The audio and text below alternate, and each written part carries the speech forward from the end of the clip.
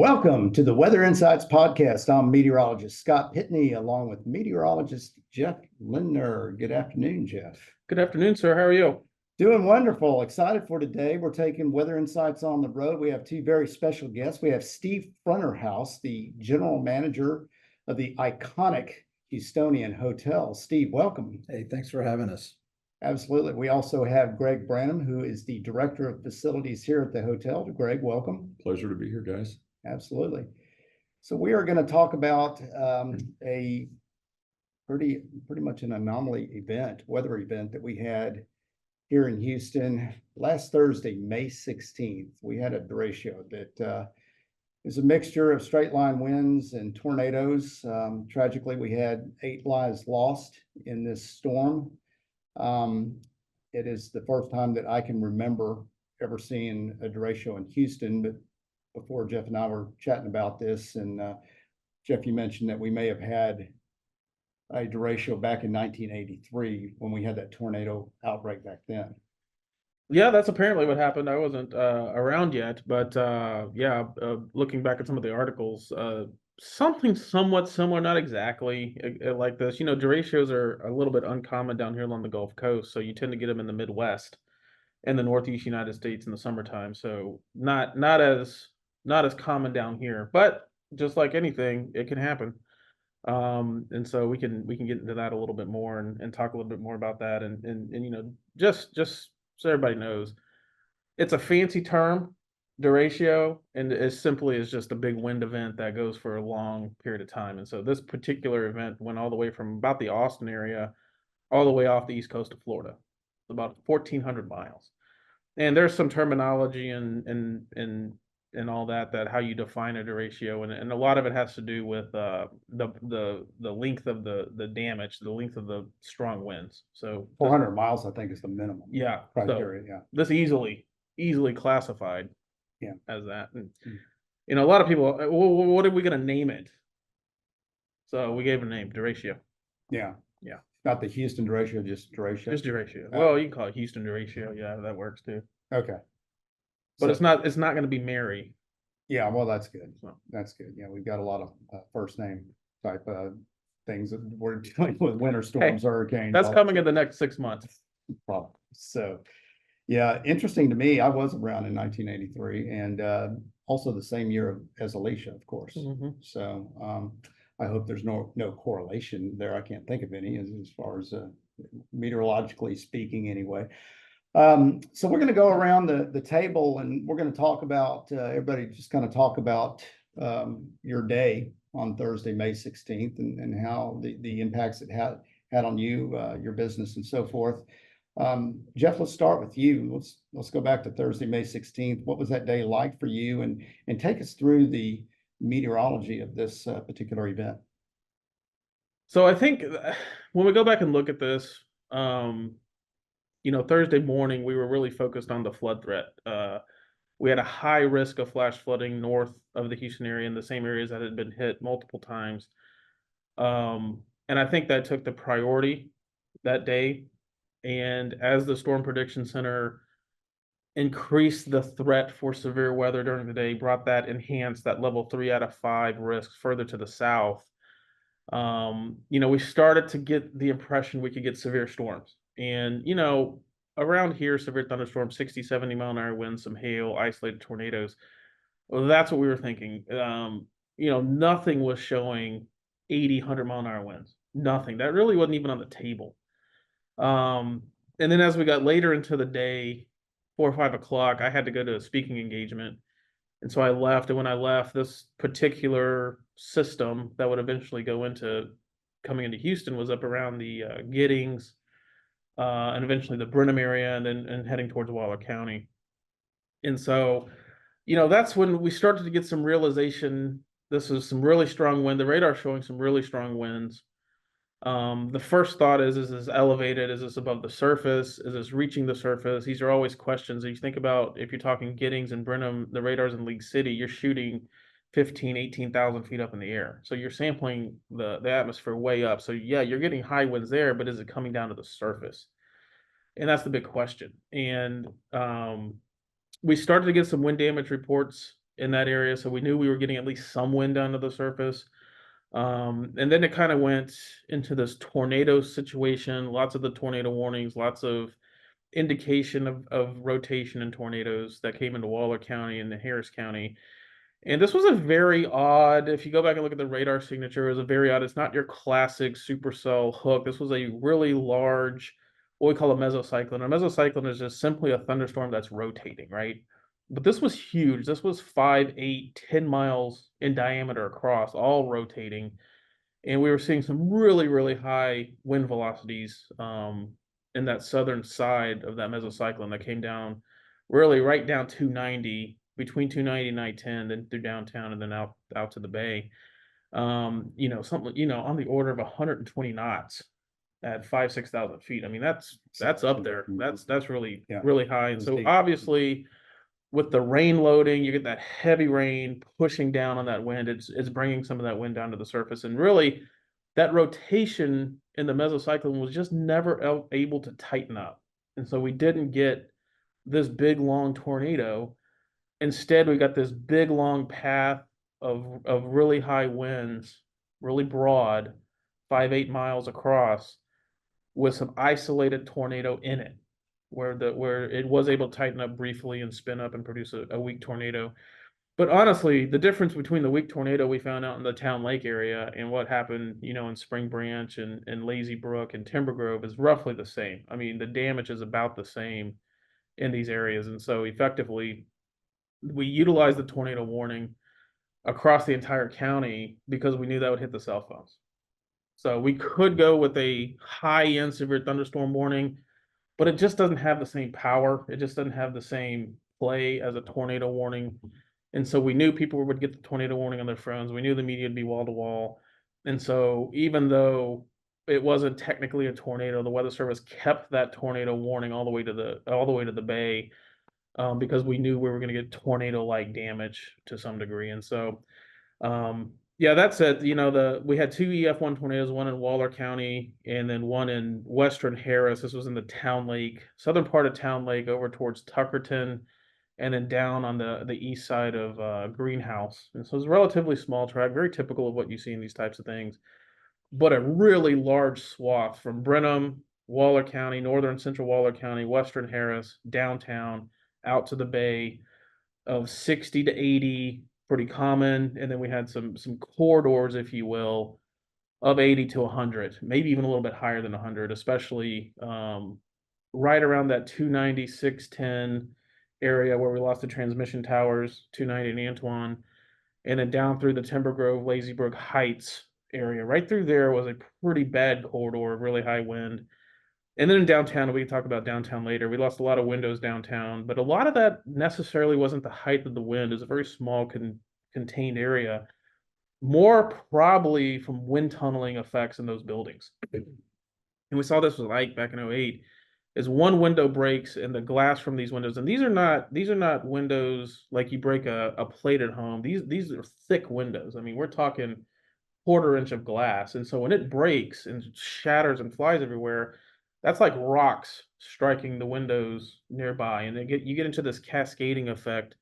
And then you just get more and more glass in the air. And that's how you get a lot of this damage. Although we did see some windows higher up on the buildings that were lost also. And so I think it's a combination of that, very strong winds. Obviously, you have pressure when you're dealing with high-rise buildings, especially when you're dealing with the upper floors. So that building's giving some with those high winds in the upper floors. So there is some motion there with that. Loose window panes, whatever, they can pop. I think we'd be surprised by the number of inner panes that survived. We saw the same thing in Ike. So a lot of these buildings have inner and outer panes. The outer panes broke, but the inner panes remained. And so a lot of times you don't even notice the damage. It's not boarded up. You don't see boards on it because they just lost their outer pane. And so there was quite a bit of that. But I'm not taking away from the damage down there. There was a lot of damage. And we can get into more of what happened that night and all the phone calls and the complete overwhelming of 911 in that period of time, something on the order of 21,000 phone calls to 911 between about 06 and 7:30, 8 o'clock. I mean, it was just a completely overwhelming event that came on very, very fast, very scary for a lot of people. I definitely understand that part of it, but as far as the forecast goes, yep, severe was on the table, but not what we got really. Yeah. Steve, you're, as general manager, of course, weather is has a lot of impact on the hotel here. Walk us through your Thursday, May 16th. What did you look at the forecast that morning and tell us your thoughts about that day? Yeah, so my wife unfortunately had knee surgery the day before. She was on crutches, and on Thursday, I had to take her to a scheduled appointment at 2 o'clock, which was going to take a couple of hours. So in the meantime, I was running errands, and because I had looked at the forecast, I called Jeff and asked for his thoughts. And as he mentioned earlier, he felt like at that time, this is about 3 o'clock, that most of the rain was going to go north of us. And he did mention that we could have some high winds. But I went on about my day, really as everybody else did, and got back to my house and had notified my team that we could have some high wind. And then once that tornado warning came out, then I reached back out to Greg and the teams to be prepared for loss of power, which happens fairly regularly around here because of all of the mature trees and power lines. And I made the unwise decision to watch the storm come in from my porch in Spring Branch. And I can promise you it was 80 to 100 mile an hour or more. And it was directly out of the west, moving east, as we all know. And then a moment later, it switched from the east back to the west. And that's the point where I made the decision to go inside, not knowing whether it was a tornado or not. Locked the door. My wife was standing in a hallway with no windows, and she was very unhappy with me at that point. As the storm came through, the noise, the volume associated with it was extremely loud. And unfortunately, we took 2 trees on the roof of our house, and both of those trees came through into our house. And when they struck the home, we didn't hear that whatsoever. And we didn't know that we had an issue until the storm started to make its way east of us and we could hear it raining in the house. And so at that point, I called a couple of neighbors and we got all the water up as quickly as we could and started deciding on what next steps were going to be for us. But here at the hotel, we were 100% occupancy for the night. We have 280 guest rooms and they were all full. We had 350 to 400 people in dinners throughout the campus here, and lost power at 6 o'clock or 6:05 like everybody else, and had to manage our way through that, providing service and safety and security for all those people. But fortunately, Greg and I, who also lives in Spring Branch, I've been here 19 years, and Greg, you've been here 25 years. We have been through multiple storms from Harvey, Katrina, Ike, freeze, flood after flood. And so the people that we work with have spent a lot of time in the critical situation saddle and are well versed in how to handle these situations. And I'll turn it over to Greg from here. Thursday was a generally routine day till about 5:30. I went home. My wife and I were doing some pistol training. She's a handgun instructor, and we were doing what we call dry fire training inside our house, where we're not shooting loaded weapons inside the house. Well, that's good. Right. She redneck for us. And at about 5:30, Steve was sending some texts out. I had my radar pulled up as we were doing our training, and I saw a large line of red storms moving towards us. And I thought, well, this is going to get exciting pretty quick. And at about, I think probably 5:45, I looked out my window, and my neighbor to the south of me, his tree, or actually his neighbor's tree, which is not in Randy's yard, was laying all the way over his house. And when I saw it, it hadn't broken. And I told Pam, I said, I've got to go. I said, the power's going out for sure. And I threw my stuff on, and when I stepped out the front door of my house, I could see trees going down. Pine trees were going down, oak trees were going down. Jumped in my truck, threaded through our neighborhood. There was only one street that I could get out on because trees were everywhere. Kind of did some four-wheeling. And when I was coming down Hempstead Highway, the destruction was absolutely unbelievable. Made it to the hotel. Clearly power was out, and that was when the rodeo started. Are there any other wind events I know Harvey kind of stands out on by itself as a flood event, but are there any other wind events or storms during your time, either one of you during your time here, that even compares to this event? Hurricane Ike, Yeah, and the damage that I saw firsthand leaving my house looked like it was worse than Ike in our neighborhood, Yeah. significantly worse. We never lost any trees in our immediate neighborhood during Ike. And on Hempstead Highway on the way in, we saw some damage from Ike, but during the storm, the damage was dramatically more intense. yeah, Yeah, same for me. And we were both here for Ike. yeah.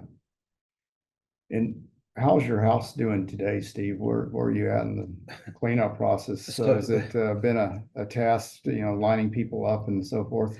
We were really fortunate. My wife was on the phone with State Farm within 15 minutes of the storm passing through. And once we had figured out that we had rain falling inside, secured a tree crew incredibly fast.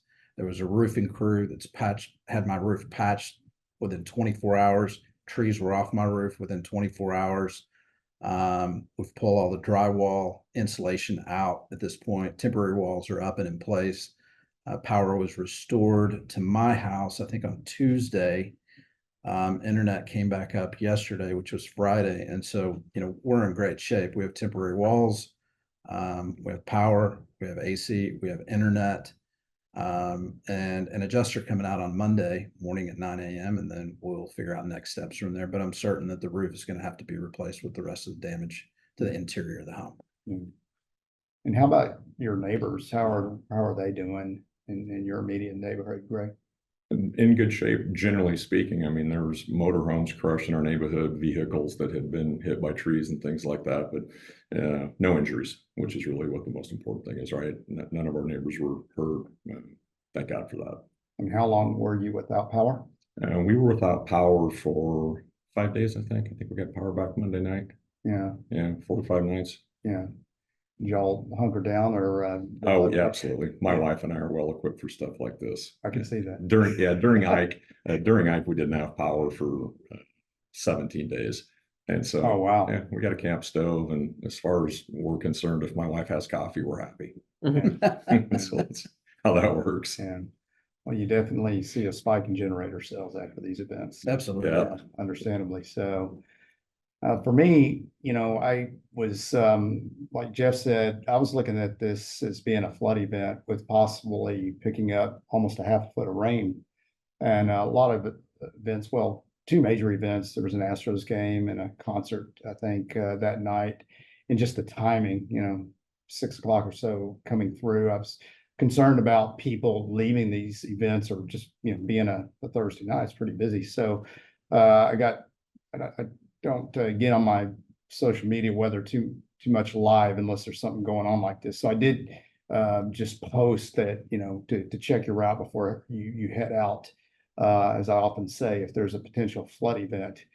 And then around that time, around 5:30, I too saw this bow echo coming in from the northwest, and just the storm speed alone, I think, was 45, 50 miles per hour. And that told me a lot. And I'm seeing rotation signatures. It's Jeff mentioned, 124 knots, several thousand feet up in the atmosphere. And I knew that was going to come to the ground.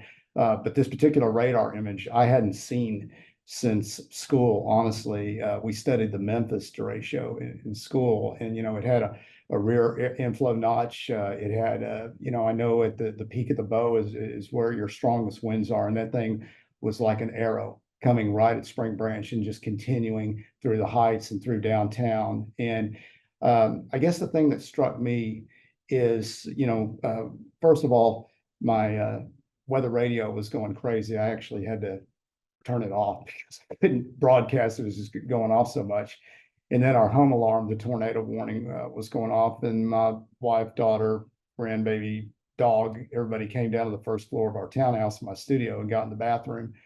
Wife was yelling at me to get in there, and I just I'm going to say right here, I'm okay. I'm far enough away from the windows, and the winds, as you said, Steve, was blowing east. It's very accurate, but I don't recall winds from a severe thunderstorm, because I wasn't really thinking tornado because of the shape of the storm, even though there was rotation, but those winds staying that high for that long, which is 15 minutes, which doesn't seem like a lot of time, but that speaks to, you know, I remember Alicia very well in 83, and winds were similar, probably. It weakened quite a bit by the time it got to Houston, to Spring Branch. And, you know, but we saw 70-mile-an-hour winds for hours. Wow. And, but, you know, 15 minutes, 15, 20 minutes, whatever it was exactly, I just knew that there was going to be widespread damage from this storm. And, you know, it was a very odd feeling. I don't know if y'all experienced that, walking around the neighborhood after the storm, just taking all this in and just seeing what I saw. Surreal. Yeah, surreal. That's a perfect word, Greg. Perfect word. Jeff, were you in your neighborhood when this happened, or where were you? No. Okay. No, because of the great forecast. Jeff went ahead and went to the speaking engagement he had that evening in LaPorte at the Monument Inn. And so I pull in the parking lot. I'm on the phone the whole time going out there, and I get out there at 5:30, and I'm looking at the radar, and I'm looking at NWS chat at what some of the meteorologists, the weather service, is saying, and I get a text from one of them, and you know, they're like, this is gonna be rough. And so I started making phone calls. I mean, I didn't have anything else I could do. I had a phone. That's it. And so text messages and phone calls to, I couldn't even tell you the number of people that I called. And it was from the people on the other end, they knew, because this is gonna be bad, and I hung up.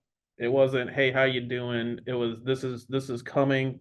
This is going to be bad. And you know, what has struck me by talking to a lot of people and going out and doing damage surveys and talking to people is the number of people who, for whatever reason, took this tornado warning seriously. You know, a lot of people get the tornado warnings and whatever. I'm going to continue on with doing whatever.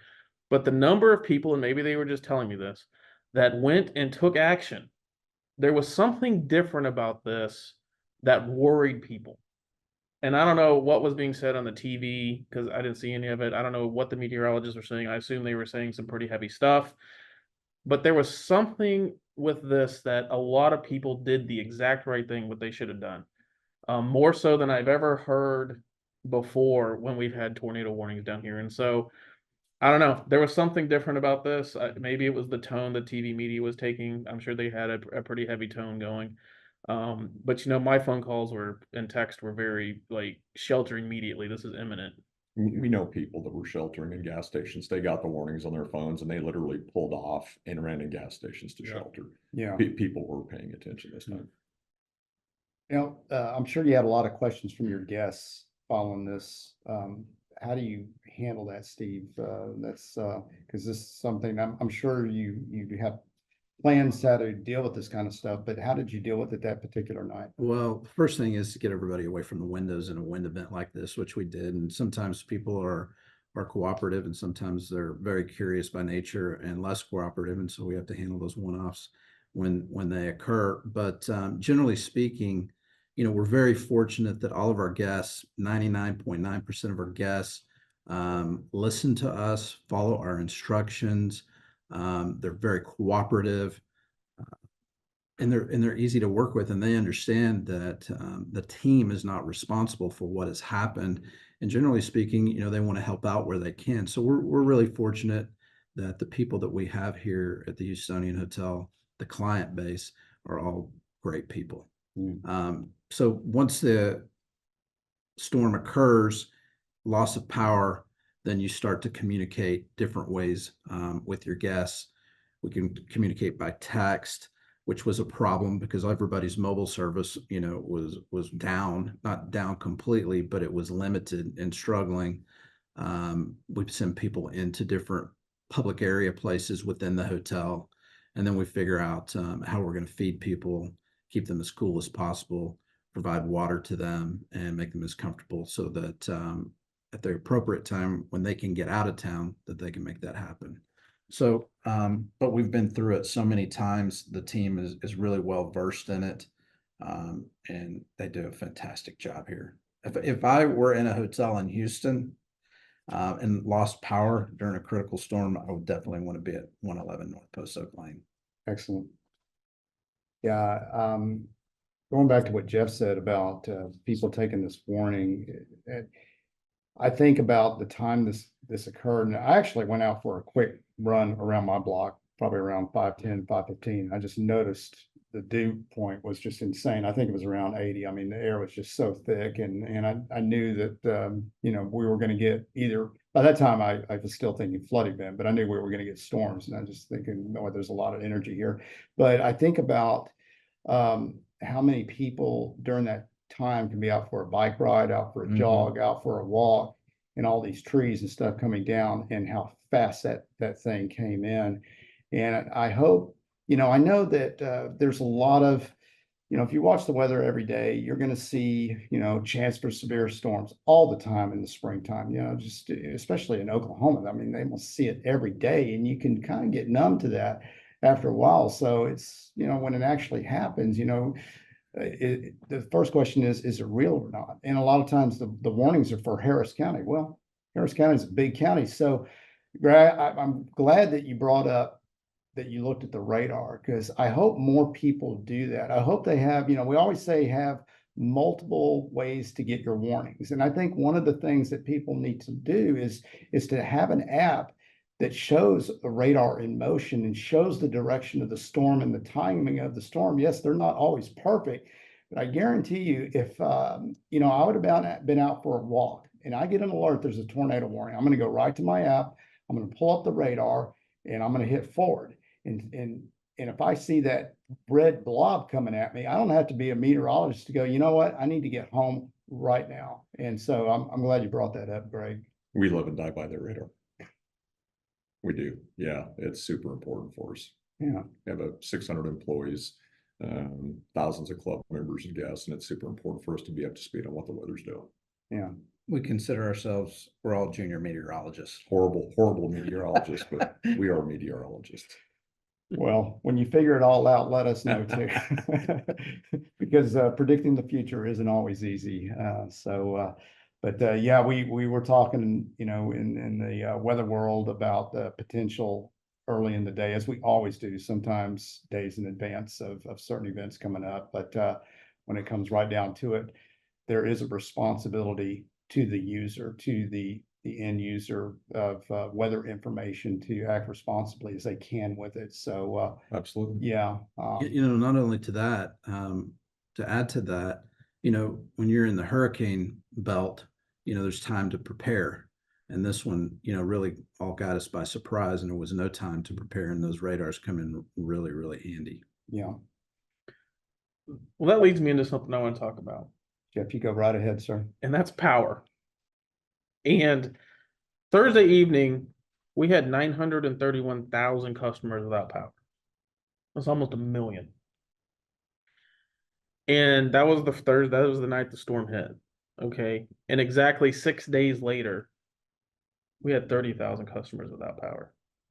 Amazing. And I get it. I was without power for 5 days. I understand. I get it. About day 3, you're done. You're over it. It's hot. It's humid. You can't get cooled off. You take a shower. You're just as wet when you sitting on the couch. I get it.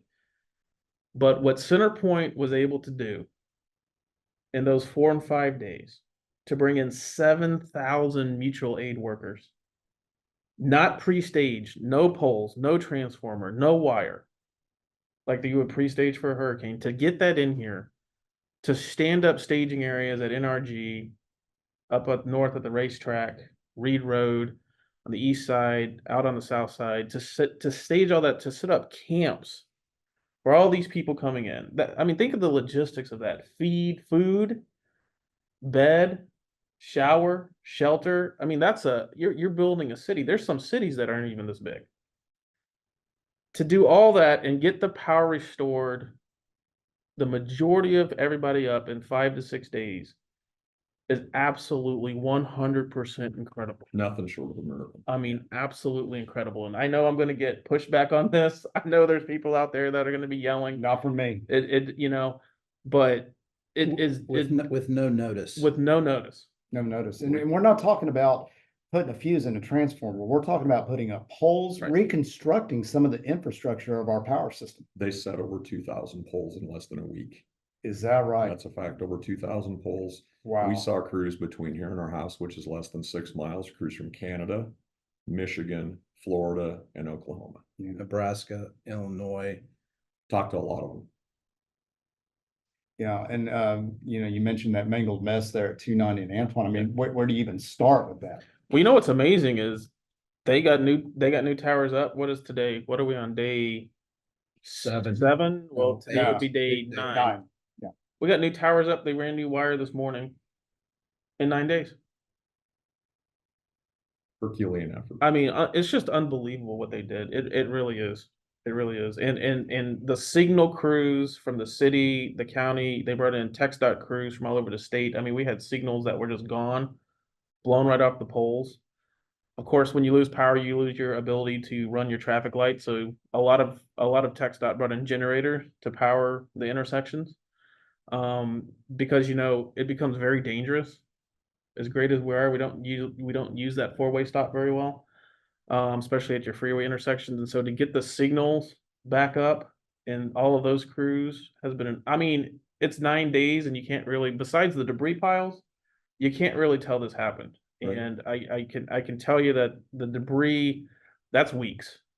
They're working on it, but it will take weeks to pick up all that debris and get it to the debris staging sites and get rid of it. I mean, we have I wouldn't say it's exactly as much as Ike, but it's pretty darn close to what we saw with Ike. And this is a corridor of 5 to 8 miles. Ike was multiple counties, the whole region, and we've generated similar numbers. Well, we Of had some warning for Ike too, though. Right. Right. Yeah, good No point. warning for this storm. No. Yeah, good point. Yeah. Incredible. And so if Centerpoint can pull off that miracle, then I think as individuals, we can prepare ourselves because we, as everybody that follows weather at all knows, that we are anticipating a busy hurricane season. So start with your emergency kits. I actually broke mine out, got to use my little hand cranked flashlight to charge my phone. It has a little USB plug to charge my phone and listen to a little AM radio, which I haven't done in a while, Great. but it came in handy. So have your kits prepared, have your trees pruned.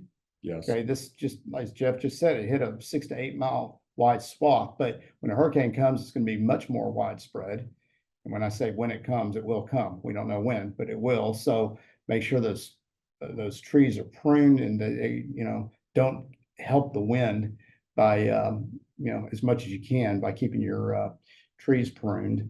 And then just have your flood insurance and check your list and make sure you're ready. Any other final thoughts? One thing I saw, and this was Thursday night, so I immediately left where I was at. They lost power. That meeting wasn't going to happen. I immediately left there. It took me 2 hours and 45 minutes to get back to this side of town. I went by my office because I had issues there. Left there, and so my office from my office to my house is about a 5-minute drive. Okay, it took me 45 minutes to get from my office to my house to get my laptop to go back up to the up to the EOC, and I could not believe the number of trees that were down. You couldn't get anywhere, but the number of residents, that were out there cutting trees, clearing the road. It's dark. They're using flashlights. They're directing traffic. And you know what? That's what it's going to take.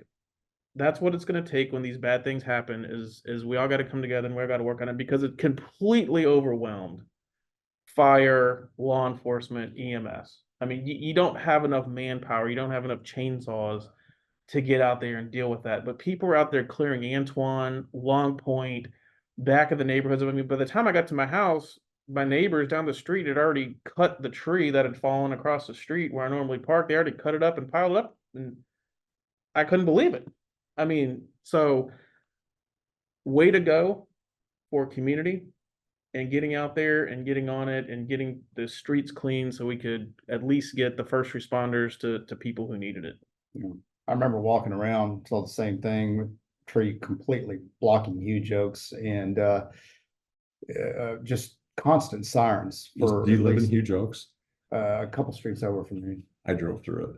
Did you? It was unbelievable. Yeah, good friend of Um, mine lives on that street now, and I remember in Alicia, a pine tree fell and cut a house in half. Fortunately, the residents weren't home at the time. But those big pine trees, I guess they have shallow root systems and they just, they can do a lot of damage. Unbelievable damage in that Yeah. neighborhood. But now you drive down and you see where, they have everything cut up and stacked on the sides, and the trunks, the diameters of some of those trunks are just Amazing. incredible. Yeah. Steve, any final thoughts? Well, the size of the trees are incredible. I mean, the one that was on my house at the roof line was 24 inches in diameter, but I haven't taken a tape measure to the base of the tree yet, which is still out in front of my house, but it's enormous. I just wanted to take a minute to thank and recognize some people. First of all, the two of you guys for all the heavy lifting you guys do Absolutely. in Spring Branch, City of Houston, the county, and also the region, all very much appreciated. My colleague here in crime, Greg Branum, for his leadership, and everybody that's on the facilities and security team and IT team that's under his supervision. For me, being with the company for 19 years and having gone through all those storms and situations that I've been through, I wouldn't be here today if it wasn't for Greg and his team. So thanks to them. For my team in the hotel, for continuing to deliver service to a full hotel and conference center when we have no power, doing it with the right attitude, with professionalism, putting our guests first, themselves and their families second. I mean, I couldn't be more fortunate or blessed to have the team that I have around me. Also, the club and the spa team for their responsiveness and their commitment to this place and the cleanup and also the flexibility that they have in opening and closing their operations during a situation like this. And then as Jeff mentioned earlier, the incredible work that Centerpoint did. I mean, that is amazing to all of us. I mean, especially if you were here over into our neck of the woods, into Spring Branch, and to see their level of responsiveness and how they got the neighborhood put back together is just, I've never seen anything like it. So great job, Centerpoint. Greg, any final thoughts? I would just really encourage people to have a plan. Whatever success that we have here is because we try to put a good plan together year round, whether it's for freezes, hurricanes. Now I think we'll have a derecho plan, maybe. But for people to have food and water for 3 to 5 days, you always hear meteorologists like yourself say that 3 to 5 days of supplies, and to make sure that people are prepared ahead of time. And when you do things like that, when you do have a storm like this, it makes your life a little bit easier, and it also helps you help other people. And hats off to you guys and to the Centerpoint crews. And I hope everybody else that's out there gives those guys some recognition, because they worked very, very hard to get our city back up and running. Well said. And speaking of those hurricane kits, you see those lists. You don't have to go to Home Depot, the grocery store, and walk around and buy all this stuff. I mean, you can if you want to, but they have some real nice kits. I bought mine on Amazon, and there's varieties. What I think Jeff said it best one time: you got to make your kit personal for you. But that's a good place to start with a pre-made kit, and then just add to it whatever else you need. So, gentlemen, thank you for being with us. Enjoy the conversation, and thank you for all you do. We're going to, of course, post the link to the Houstonian Hotel in the show notes. And just want to say personally that my experience here has been nothing but top notch. Your staff, Steve, Greg, everybody does, a fantastic job. The service, the food, the hotel facilities, wonderful. So, well, thank you very much. There's only one Houstonian, as we all know. Absolutely. Thanks, guys.